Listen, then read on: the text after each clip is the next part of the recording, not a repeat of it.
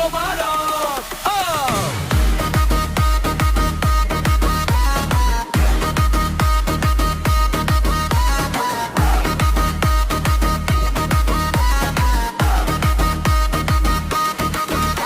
যে জন সারাটি মাস রোজা রাখলো উপবাসী, আজ তারে তুই বিলিয়ে দে তোর হৃদয় ভরা হাসি। ওরে বিলিয়ে দে তোর মিষ্টি মধুর হাসি।